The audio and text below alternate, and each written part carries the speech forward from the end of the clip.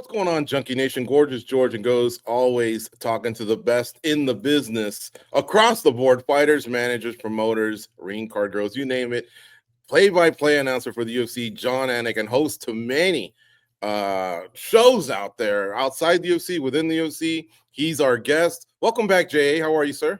Boys, always good to be with you. You know, it's crazy to think back to some of our early days together, right? Whether it was in the Mandalay Bay studio or even shows before then. And yeah, now I shave off all my hair because it's fucking white. So it's always good to chop it up with you boys. We've been doing this a long time. We have yesterday. So I started looking, okay, what's he been up to, right? You know, Instagram and all that. And then I was like, that's right. He's been promoting the app. So I downloaded the app. Folks, check out the app because once I got in there, he's keeping it busy. He's keeping it real. Like he really does have content out there. And knowing Jon Anik's work ethic, you know, he's just not going to let like 2 weeks go by and then all of a sudden this thing blows over. Jon, you're all over that thing. Well, thank you, buddy. So it was a soft launch, so to speak. And ultimately, I have all these things in my head that I can't always execute, whether it's getting my fighter cards. If you're watching on video, like this is my Khabib Nurmagomedov fighter card that I used for his fight with Conor McGregor, right? This is being auctioned off on the Jon Anik app, you know, no certificate of authenticity, but it is signed by me on the back. So, you know, it's real. This is one of one, right? So, and there'll be other packages where like a fan will get like a stack of 10 fighter cards, used fighter cards, guaranteed to get one champion or something like that. But how to connect with fans in a way that isn't Instagram and isn't just solely focused on monetization on YouTube, right? Could we create a community where I can sort of connect with some of the super fans out there and not have to sift through everything on maybe a larger social media application? So yes, we have exclusive behind the scenes videos. Like I'm talking to you boys on a Wednesday. We got a live Q&A on the app Thursdays, I think at 11 a.m. Eastern. So doing a lot of different things. And the end goal is JABS, Jon Anik Broadcasting School, that the curriculum would all live for my broadcasting school on the Jon Anik app. But I don't know if I'll ever do that. I got to keep saying it on interviews like this to force my ass to fucking do it. I like you brought this up, right? Like in one of our first interviews, I think you brought up the idea of doing that. So I'm glad that you're going to do it. That sounds a great I'm just idea. not smart enough, Goes. I think you'll get it done. Jon, hold on. So you threw me off here. Jabs. I was going to follow up with. Oh, I know. Hey, can you tap the brakes though on those cards? One day the UFC is going to get around to an actual museum. I think maybe hold on to a couple of those. I think it'd be pretty cool to see within that. You know, like McGregor, Khabib is pretty much as high order as it gets. You know, we're on MMA Junkie Radio, but like, guys, I have like thousands of these things all alphabetized, right? Like you guys, because you're such MMA historians, right? Like, I mean, it's insane. Like when if you just were to say like a random letter and fighter, you know, like you come up on Jonathan Munier out of Quebec City, Takeya Mizugaki, right? Like sometimes I'll just go through Vince Murdoch, right? Francis Ngannou pops up. This is just going through Igor Pokrayets, you know? Jared Rochelle, you know what I mean? On and on it goes. Tyler Santos. Jared Rochelle, holy cow. It's just interesting. Felicia Spencer, you know what I mean? It's just interesting to see some of these names. John Tuck from The Ultimate Fighter Live, you know? And then I'll come across like Alexander Volkanovski, and I have like 6 of his cards, right? I'll save them if it's a fighter who I think is going to be particularly great, you know, for repurposing. And at this point, Bruce Buffer has told me enough times that I need to just save all of this stuff. But yeah, we handwrite a fresh card for every fight, which forces me to study. And the result is that we're going to try to get these in the hands of some UFC superfans. Yeah, no doubt. You got plenty of product for sure. I just meant because it was Khabib Conor is pretty historic. Oh. Maybe hang tight to that one. John Tuck, Felicia Spence, you know, anybody else can go early, you know, in the first batch, but maybe hang on to those. Don't you think a museum, they're doing the Apex. I heard they're doing a UFC hotel one day. I think they're going to have an actual proper museum. And I would actually look at that card and stare at it and just think of how that whole rivalry boiled over, all those moments pre and post. Yeah, I mean, I pride myself on being fighter first and fan first. So if you're asking me, would I rather this fighter card be in the UFC museum or in the hands of a UFC fan? You know, that's a tough question. But no, that is food for thought, to be sure. And, when I think too about, the Khabib card with the Conor card for that particular fight, that might be of value. So that's cool. Hopefully that UFC museum and Hall of Fame actually exists at some point.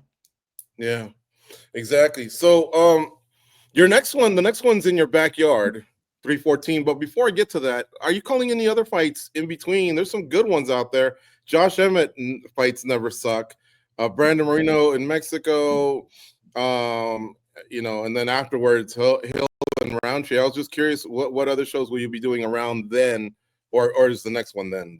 So I'm so excited for the return of Leon Edwards. I really feel like he should have had the opportunity to fight Bilal Muhammad. But for me, it's March 29th. I will be in Mexico City. They don't call my number for Mexico too often, so I'm very excited to be there for Steve Urseg and Brandon Moreno. And flyweight division is really interesting right now with Manel Kopp lurking, Kai Kara-France, and everybody else. And, what a huge spot for Steve Urseg, right? He was all the rage not all that long ago. And I think it was May of 2023, if I'm not mistaken. Maybe May 2024, but I think either way, I felt like when I was calling his fight against Pantoja that he might have won it 3-2. And then to obviously experience that loss on the back end and now have his back up against the wall. So we're excited to be in Mexico City. We're excited to see the extent to which it makes my lungs burn more so. I was going to ask you that. Do you feel it? That, maybe going up and down stairs or just 9 hours of calling fights, you ever have to catch your breath? So Marina Rodriguez and I think Juliana Pena were athletes who recently said they've competed at altitude, trained at altitude, and they don't really feel much different. For me, it's very case dependent, right? Like when I go South Florida to Vegas and the next day I try to maybe sweat off the plane ride, that treadmill on the first day in Vegas absolutely kills me. Is that altitude? I don't know, gorgeous, but I think it does play a role. Half a mile up. Yeah. So, yeah, no, listen, God bless those two ladies, but altitude is felt. I've followed soccer for many years. Many Brazilian players do not like to play in Peru or Ecuador, Bolivia, some of the countries that have high altitude capitals where they have to play a game. God bless Dominick Cruz, but I do believe the layoffs can hurt an athlete as well. But some athletes rise to the occasion, and they're obviously they can flex. Speaking of, congrats to your friend, close buddy of yours, who helped you tighten up your game as tight as it already was. I know Brian Stan and Dominick Cruz have meant a lot to you on the broadcasting. Yeah, Dominick Cruz is certainly my best friend among broadcast partners, the man that I have spent the most time with on the road over the years. And I think, the guy that I've leaned on the most, to your point, in terms of, helping me improve and reciprocally sort of helping him improve, just having an open mind to all of that. I want to share a story with you guys in terms of this most recent shoulder dislocation. Now, it occurred for Dominick in Mexico City. And if you don't know, he was to have his retirement fight against Rob Font a couple weeks before his 40th birthday, shoulder dislocation for a second time. And dude, when this nurse and doctor, when they finally, they weren't able to get the shoulder back in at the gym, and he goes to the hospital and they can't get the shoulder back in without doing an x-ray. And he is writhing in pain on a scale of 1 to 10. He describes it as a 20. And they finally get the shoulder back in place. And they're using, I think, like a sheet maybe attached to the ceiling or a towel, whatever they had to employ. And he said, as soon as they got it back in place, the pain went from a 20 to an 8. And he kissed the nurse on the cheek, and he just had peace in that moment in terms of his retirement, knowing that he was done, but just being so thankful that the pain went from a 20 to an 8. And I think for a lot of us close to him, we sort of were maybe in a pessimistic way expectant that his career would end with a shoulder dislocation in the middle of a fight with Rob Font. Unfortunately, he didn't get to fight night, but he's the fucking man. Much love to Dominick Cruz. And I'm excited to see him more with a microphone in hand now that he's not training 3 times a day. Yeah. He is well-deserved of Hall of Fame. Hopefully it's this year. I think he's one of those automatics. Get in there. Let's just not pretend he's the greatest bantamweight of all time, okay? I love you, Faraz Zahabi and everybody else. No, I'm messing with Dom a little bit. But if you Google Merab Dvalishvili and you look at the strength of schedule and all of the wins, I don't even know how you make a case for Aljo or Dillashaw or Cruzy or anybody else, but I love you, Dom. Please don't print that. Well, Dom, you have to count his 3 UFC and 2 WEC. You have to count the WEC. He's got 5 title defenses. No, so he shines ahead of those other guys. Sorry to interrupt. Faraz and I got into it a little bit on the Anakin Flooring podcast. I understand, right? Whenever I start to think about greatest of all time, and we have an interesting animation coming up at UFC 314 on the featherweight division when it comes to Volkanovski and Holloway and Jose Aldo and now Ilia Topuria bouncing, right? But every time I think about Dominick Cruz and Aljamain Sterling and Merab Dvalishvili, I Google Merab and I look at all the men that he's beaten, and he's impossible to deny. Sean O'Malley and Piotr Jan and Jose Aldo and on it goes. I just don't know. But Faraz Sahabi says I need to be very careful when it comes to comparing eras. And I think, he's probably onto something. So yeah, and title defenses are much different than when you're the hunter. So we'll see. That first one against Umar shut a lot of people up. That's for sure. Mm-hmm. And a lot of people say that from here on out, it could be downhill. But let's see how he handles stardom, fame, all that good stuff. All right, let me turn it over to Goes, and then we got to talk about 314 because that is such a sick card. I love it when the UFC packs 5 great fights just on the pay-per-view alone, along with everything else they're giving us, all the fixings, all the sides on the prelims. Go ahead, Goes. What you got for JA? Well, I want to tag along on something that you brought up, and it's the broadcasting school. And I started to think a little bit about this, and what would be the way that you instruct people on this? Because I think kind of one thing that makes people stand out in the broadcast world is being themselves, right? That seems like a big part of it, and it's what separates a lot of you guys and makes you guys so interesting. So how do you kind of blend what needs to be done, but at the same time staying true to yourself? So I've given this a lot of thought when it comes to developing a broadcasting curriculum, and it's not going to be as comprehensive as, say, the Connecticut School of Broadcasting. That is not a college degree. That is maybe career training that charges you $15,000 or $20,000. But depending on what your goal is, if your goal is to get on the radio, maybe there's a course for how you create a sports radio demo. How do you actually execute a sports update, like a 1-minute sports update to try to maybe get some work as an ESPN radio sports center anchor. One course I've thought about is writing for television. Much of my success has to do with the writing repetitions that I have had academically, educatively, and professionally, right? So writing for television, but how do I teach these courses? How do I make this ingestible? And that's what we're trying to wrap our heads around. I think I do need a live classroom. And so ultimately the content would be filmed. So for example, Sports Update 101, I teach you how to do a 90-second sports update. And by the end of that course, maybe it's 3 or 4 courses. By the end of those hours, you will be able to execute a sports update, right? Those students will be there with me for 3 or 4 hours, and then that will be repackaged to the masses. And if they go through those proper channels on their own, then hopefully they would have a demo when all is said and done. But it's a huge undertaking, and we're only scratching the surface. That's why I probably and have been advised to not be teasing it on public platforms as widely ingested as yours. And then the second thing that you brought up was, judging the previous generations, right? We spoke to Demetrius Johnson the other day, and we asked him about this. Do you feel like 10, 15 years from now, when people watch your footage, are they going to give you the respect that you deserve? Because it's always bigger, faster, stronger, right? We see that in a lot of sports. There are some quarterbacks that you can look at and say, I think they'd actually still be pretty good in this era. Then there are some that maybe not, right? So 2-part question. Do you think this generation of fighters, will they get judged properly in 20 years, let's say? And the other part of that question would be something that I've already forgotten. But yeah, answer that first part, Erwin. Well, I feel like you guys would agree with me insofar as Demetrius Johnson is transcendent. I'm not sure he's a great example because I think skill for skill, he is so good and so complete and then so dynamic in terms of the style points as well that I think his legacy is going to age gracefully, even if there are fans out there that believe a prime Alexandre Pantoja would maybe beat a prime Demetrius Johnson. I felt like DJ beat Henry Cejudo the last time he relinquished the title. You know what I mean? So I think there are certain fighters who can be transcendent, but I guess I just look at the modern era.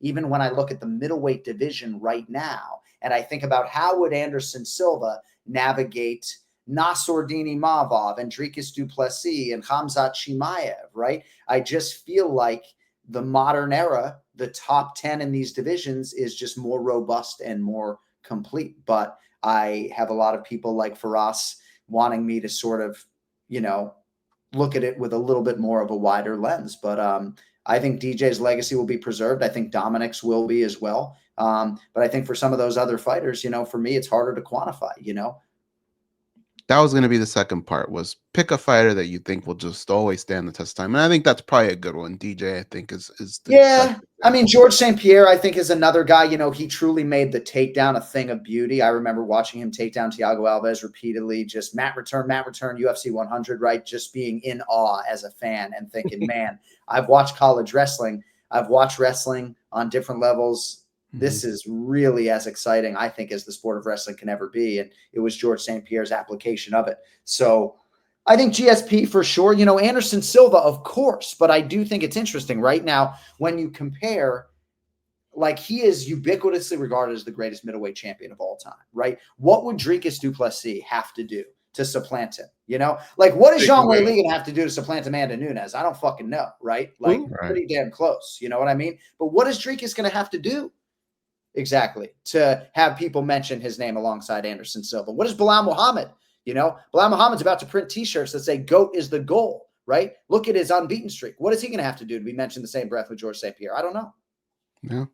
Yeah. Anderson Silva kind of did do two eras in a way, because he was from NHB through Pride and then eventually in the UFC. So he kind of figured it out. I'm sorry to step over your toes, guys. Don't ever do that again, George. Let me ask you this. We also brought up Dominick Cruz on our last show, and I had mentioned that I felt like his game has taken even another step in probably the last 12 months. Do you feel like this is the best chemistry that you all, as a group, all of you guys, have had since this all started, where we started rotating people in and out? Goes, you and me are oftentimes on the same page. If you are intimating that Dominick Cruz has raised his broadcast game over the last 12 months, I couldn't agree with you more. And even though Dom's done a lot of work on himself, he doesn't always take compliments well. And I've been trying to tell him, dude, like, I don't know if there's something in the water, but your analytics have been absolutely on fire. And I think for a long time, I'm not telling your audience anything they don't know, but Dominick Cruz has simplified an intrinsically difficult to understand sport better than anybody for a long time. But thank you for saying that. I was on a show the other day and we were talking sort of before we taped it, and somebody said something complimentary about me and Joe Rogan and Daniel Cormier. And I said to him, bro, in total honesty, we are trying to not get in the way of a live sporting event that people hold near and dear to their heart, right? We are trying to be as listenable as possible for 8 hours and not get in the way and elevate the television experience. So with your trained eyes and ears goes for you to say something like that. I know for Lappy LaPlante and Zach Candido and Craig Borsari and everybody else, that is going to be something that they're very happy to hear, and excited to work with Laura Sanko in Mexico City, I think, for the second time. So yeah, we're all systems go. It was fun to be in a 2-man booth, do the post-fight interviews for the first time in a long time. Yeah, we're trying to just crank them out, no rest for the weary. Yeah, you guys have been tremendous. Last one from me, the announcement of Dana White getting into boxing. First guy I thought of. Wouldn't it be nice to hear Jon Anik call boxing? Is that something that would interest you? So I have thrown my name into the hat. We'll see the extent to which they consider me. But if I'm available on a big weekend or a small weekend, they have my number. And I was asked if I had interest. I don't know if I'll be considered or not, but I said yes. So fingers crossed. Thanks for the mutual interest, Goes. I appreciate your support. Anytime. Well, I've heard you talk about boxing, so for sure, the sport, and I know that you'll be buttoned up and ready to go to promote that product. So I don't see this not being a slam dunk. Well, and I will be at Dirty Boxing this Saturday. I heard John Jones was going, so I'm showing up. John, this card 314 has got me so excited. The UFC created this bar, so I hold them to that bar. And when something comes up short, I look at the card and go, I've seen better ones, right? But 314 has got everything I want. Let's start with Patricio Pitbull Freire making his debut, coming from the other organization. I don't know why Dana White chooses to say that, but Bellator, man, he held 2 belts and he beat some good fighters. And now he's got Yair Rodriguez, man. This guy's intense. I don't know if he's still going to bring some of that young energy, you know, when he'd stare down fighters and stuff like that prior to the fight. But how pumped are you to see, you know, a fighter from another organization who's highly respected come in and make a splash in the UFC against Yair Rodriguez? So I hosted the UFC 314 press conference, and when I was asked a question about the card, I made a point to acknowledge Patricio Pitbull, because I feel like a fighter on his level just deserves to experience this the way Michael Chandler got to experience this. And I think it just comes with everything that the UFC brings to the table, just in terms of our staff and the professionalism. And we're trying to make these athletes feel like $1 million. And even though Patricio Pitbull's got $1 million or more in the bank, we're going to make him feel like that, you know, at UFC 314. I have more intel for you, though, on the other guy, Yair Rodriguez, who is just completely dialed in. You know, Team Valley Flow has just got something going on. They got 2 champions, as you guys know, under that roof. The emergence of Ignacio Bahamondes, and, you know, the best guy, the most naturally talented guy, skill for skill, is Yair Rodriguez. And when you think about how much he's already accomplished, the interim championship, obviously, you don't think about, you know, some of the ebbs and flows and the maturation and the development, and you don't necessarily give him the benefit of the doubt. I think it stands to reason that Yair Rodriguez, sort of a forgotten man at 45, could go on to become the undisputed featherweight champion. I know you guys know, like, when he's on, he's a massive problem. You should hear the way Bilal Muhammad talks about this guy, you know, faster than the eyes can track. Yeah, no, man, this is a great curtain jerker. I believe this is the first bout of the card. Correct me if I'm wrong, but yeah, we got 15 fights, which is absolutely obnoxious for a broadcaster, if anyone's listening. But yeah, Yair Rodriguez and Patricio Pitbull is that pay-per-view main card opener. All right. Jeff Neal against Carlos Pratas. I love this fight because I've become a big fan of the Fighting Nerds. They got themselves that stick on or whatever it is. And you know what's amazing is I haven't seen Kyle Barrio fight in over half of a year, and he's got an amazing record. He's doing great stuff. He's been linked up with some good possible matchups. I feel like he's gotten better just by watching John Silva and Pratas and these other guys keep destroying. It's almost like the whole gym is elevating each other, whether they're fighting or not, man. But focusing on Pratas, what a beast. Bro, Fighting Nerds, 18-0 for these guys across their UFC appearances thus far. Mauricio Ruffi, who just competed spectacularly, as you guys know, told us a story about Caio Borralho bringing some guys to spar him at his gym back in the day, and that was some of the early indoctrination between those two. Dude, it is absolutely incredible. Like, Carlos Pratas makes me want to take up cigarettes. These 4 athletes have taken the sport by storm, and it always makes me think about, as broadcasters, we're trying to humanize these athletes, right? We're trying to tell their stories. We're trying to help the UFC build stars. And sometimes people will get on these agendas with these narratives. They suggest that the cupboard is bare. Who's walking through that door? Anybody talking about the Fighting Nerds 2 years ago? Because all 4 of those athletes are all the fucking rage right now. And 2 of them, Caio Borralho and Carlos Pratas, have mastered the English language. So they can communicate with the American fans and resonate with the American fans in a way that a lot of athletes aren't able to. You know, Diego Lopes, for example, will get there, but at least right now, he's not able to go back and forth in the English language. Jon Silva doesn't even need to speak English to be magnetic. It's a very exciting time for the Fighting Nerds. And, you know, I was asked recently, like, who has the highest ceiling? And it felt like the most impossible question, right? I feel like all 4 of them could be a UFC champion. Yeah. And let's talk about Jon Silva. He's got Bryce Mitchell, and I feel like he's already up 10-9 because those mind games, holy cow. He's all over him, but, you know, Mitchell's no slouch. He's got a skill set. We'll see. Fight Night's a whole different other animal, but how pumped are you for this one? Because this one's got some heat going as well. So I wasn't anxious during our conversation until you brought up this fight, right? When I think about this fight, it actually cuts my appetite because I'm so excited for it. So be careful what you wish for. I don't know, right? Like, how live an underdog is Bryce Mitchell going to be? A lot of my contemporaries, I think this is not a great matchup for him, and they feel like Jon Silva is just an explosive athlete who can do it all.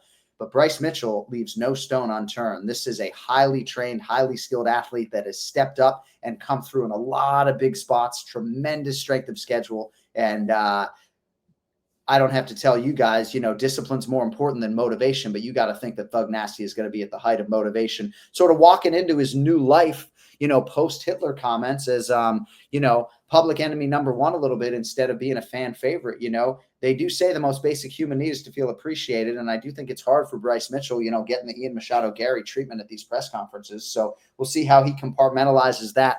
But fascinating fight, and excited to call it come April 12th. And then we get 5 rounds for the co-main event, Michael Chandler and Paddy Pimblett. Huge for both guys. I think Chandler understands, you know, he came over with a lot of publicity. He's had some beautiful moments. But along the way, you know, he's also dropped a couple key fights. So if he has any chance to, I guess, stay in these co-main event slots or whatever, he needs to get past Paddy Pimblett. And then for Paddy Pimblett, time to graduate, right? The next step. Mm-hmm.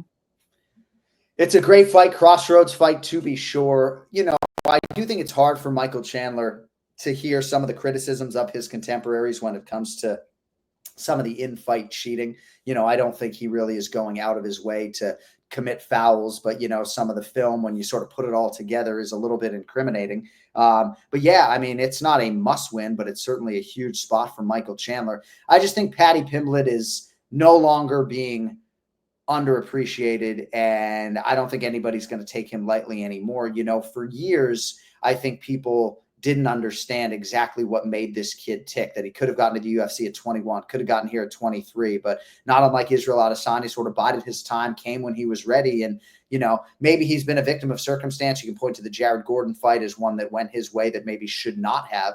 And people have sort of had these windows and they have barged through them with criticism. But I think skill for skill, he can compete with the best lightweights in the world. And if you don't believe that, you're not asking for a fight against Charles Oliveira or Dustin Poirier, you know? And until you get there, you don't know what those guys feel like. So I believe in Paddy Pimblett, not unlike the way I have long believed in Ian Machado Gary. And without giving you a prediction on the fight, I think Paddy Pimblett is ready to test himself against a guy in Michael Chandler, whose UFC record, yes, underwhelming, but he's still a top 5 lightweight in the world in my mind. And great chance for Chandler to prove as much against the ascending Paddy Pimblett. Entertaining as fuck too, man. I love Chandler fights, whether he wins or loses, he always delivers that. And then for Pimblett, like I say, he's just all week long, he's making noise, and on fight night, he has been delivering. Finally, we get to the main event. The Volk is back, and he's fighting Diego Lopes, who I think I told you before. I've said it a few times. That haircut used to bug the shit out of me, and now I'm probably his biggest fan. I love everything about Diego Lopes. Trilingual. He's got a good look to him, and he's so grounded and humble. He seems charming. Like, he honestly seems like he'd be fun to just go have a meal with and not even talk about fighting. He is a tremendous human being. You laid it out beautifully, George. I love Diego Lopes. I'm so happy that he is getting this opportunity. Now, we don't have enough time to talk about Movsar Evloev in all of this today, right? But at least I said his name. But Diego Lopes has done everything right, and there were some really challenging moments for this man over the last several months, right? The circumstances surrounding the Dan Ige fight, even before fight day, were so less than ideal. And the fact that he still performed as ably as he did was absolutely incredible, right? I do think he's been forged by a lot of those experiences. He has stepped up repeatedly. He has weighed in as a backup. He has excited the fan base, and yes, he's trilingual, but even without being able to regularly communicate in English, you feel the connectivity. He just resonates with everybody that he meets, and it was cool to see the Aussies respond when he walked out at an event that I emceed when I was there in Sydney earlier this year, and I'm just really, really happy for Diego Lopes, and I think he's going to get a primal Alexander Volkanovski. And if you know Diego, that's exactly what he wants. So credit to Jason House and Diego for sort of, you know, biting the bullet and building themselves this way. And now we'll see what they can do with the opportunity against maybe the greatest featherweight of all time. And arrested Volkanovski, you know, not just time off from the sport, but rest that brain that took a couple hard shots against two beasts.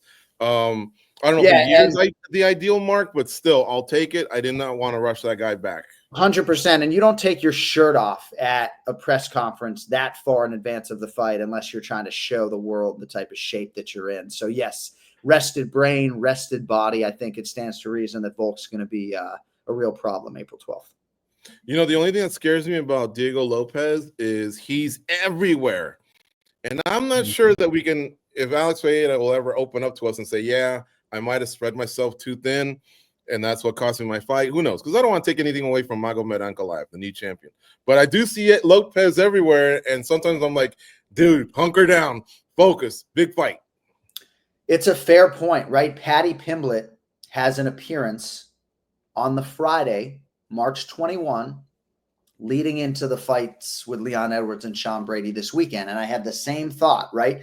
I feel like a lot of people, as they're rising to the cusp of a potential title eliminator type fight, that are like, hey, UFC, I love you, right? I don't care what your appearance fee is. Like, I can't be at that London show. Now, it might help Paddy to be around it, right? It's not like he can be eating a bunch of food or partying or having a great time. You know, maybe it breaks up the tension of 2 and 3 a days, but I'm with you, right? Like, there's only, and we'll never know in terms of Alex Pereira, right? We'll never know in terms of that fight against Magomed Ankalaev.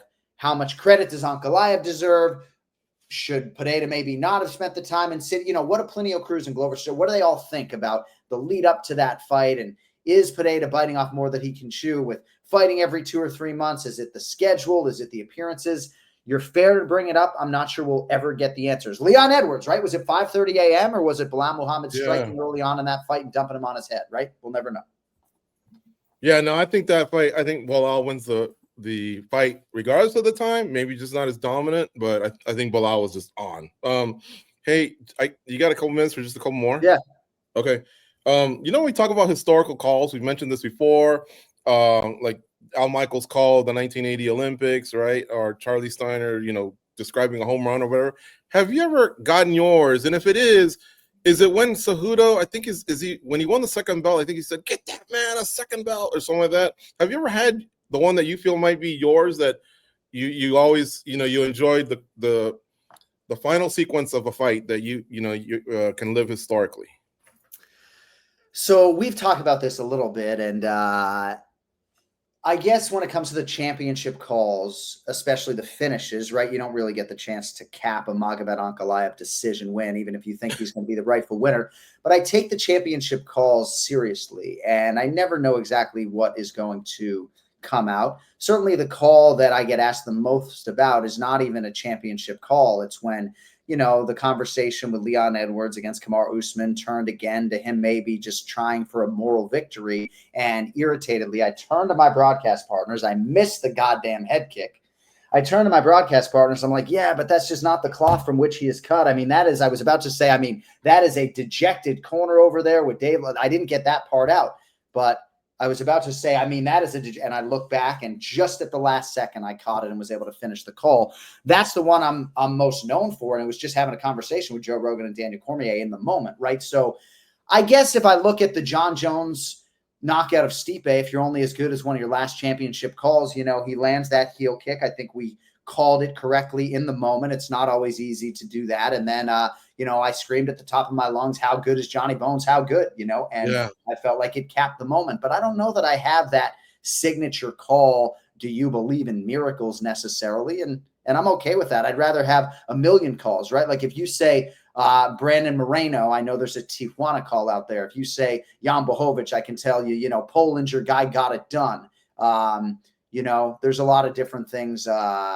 You know, Vitor Belfort, I talked about twitching on the canvas, I think. And the next thing you know, Rockhold was actually twitching. So, you know, it's fun. I never think too much about it, but just got to be full-throated and full of energy and try to make the call, whatever it is, ad-libbed in the moment, withstand the test of time. Mm-hmm. Do you drink coffee, by the way, or energy drinks throughout just to make sure, you know, you keep matching that intensity from the first fight to the end? So I like to work mostly on an empty stomach. So I eat pretty light during the day, and I'm pretty dehydrated because otherwise I'll have to use the restroom, and I don't always have that opportunity. So yeah, it's usually something hot, either green tea or black coffee. I've actually gone to American black tea. Shout out to Kenny Johnson, which is just Coca-Cola Classic, because Kenny Johnson, wrestling coach. Yeah. No, I know him. American black tea. So he always says that Coca-Cola, just straight Coca-Cola Classic, he calls it American black tea. Right. Okay. So, and Chael Sonnen and I agree, like our favorite food or beverage in the world is just a straight Coca-Cola Classic. So I actually got away from the aspartame because I read that it can like paralyze your vocal cords. So we used to go with a Diet Coke. Now we go with that full throttle, high fructose corn syrup. So yeah, it's either coffee, tea, or Coca-Cola Classic. I'm well aware about Kenny Johnson too. Bolt. I like the Bolt system. Yeah. All right. And then lastly here, 2025 goals. Do you have those? Like, when are you one of those guys that writes something down on the first, or do you have 2025 goals for not just you, Anik and Florian? Obviously you hit the app. You launched that soft launch. You're getting that going, but do you have any others? Yeah. So the Anik and Florian podcast deal with DraftKings is up at the end of this year. So our goal is to either extend with them or find a home that's going to support our show and our staff, which has become pretty robust. So we have a lot of goals when it comes to the podcast. As far as the UFC is concerned, I just want them to continue to thankfully call my number for big spots, whether it's pay-per-views or filling in for Dana White at press conferences or to cross over into some boxing or to do post-fight interviews for the first time in 4 years, whatever it is. I just want to be ready. Health is wealth. I want to be available. And, I just want to be in a position to show up for every show and bring the energy, because that's just the one thing that I can control from fight 1 through 15 is my energy, regardless of what's going on in my personal life or maybe my professional life. For those 8 hours on a headset, they're paying me to do a job, and trying to keep that job in 26. Hey man, I lied. I do have one more. We got to give some love to Jim Miller. What he's doing is freaking amazing. He's also on this card, and I wanted to make sure we just talked about him. I don't know what is the formula, but like when Arlovsky fought and lost, and then we found out, he's not getting re-signed. God, that guy did so much for the UFC. I wish he kind of had that moment that, like a Carlos Esparza or some of the others had. I think Michelle Watterson got one. But there has been a few fighters, even Tony Ferguson. They gave him his chance. He wasn't sure. And then all of a sudden, he's just not there. But I don't know. I guess I have a soft spot for some fighters to get some sort of a moment if somehow that can be navigated the right way. Yeah, I don't think we're even close to that when it comes to Jim Miller. I know there have been some recent performances that have left a little bit to be desired. The fight against King Green at UFC 300 aesthetically was not great. I think this Chase Hooper matchup is fascinating for him in Miami. And, Chase is really a guy on the rise, and I couldn't be happier for Chase. But, yeah, history is going to look back fondly upon what Jim Miller has done, and I think his Instagram content is fantastic too as well. If you're not following Jim Miller 155, I just really enjoy his comedy and his hunting and his deadpanning and everything else. But, I really do think he's going to be the first fighter to get to 50 UFC appearances, which is insane whether you have Lyme disease or not. But the fact that he, during his prime, had to deal with that circumstance is just otherworldly. So, yeah, all hail Jim Miller. Everybody should have a father like Jim. Thank you, John, for the time. As always, we really appreciate it. Can't wait to hear your call in Mexico. Is it just you and Laura? I think DC will be with us as well. Okay. So we'll go 3 wide. Okay. And then obviously after that in Miami for UFC 314, 45 minutes from your house, 30 minutes from your house. I'm sure you're going to be loving every moment of that week. But again, we appreciate your time here on MMA Junkie Radio. Fellas, you're the best. Thanks for having me.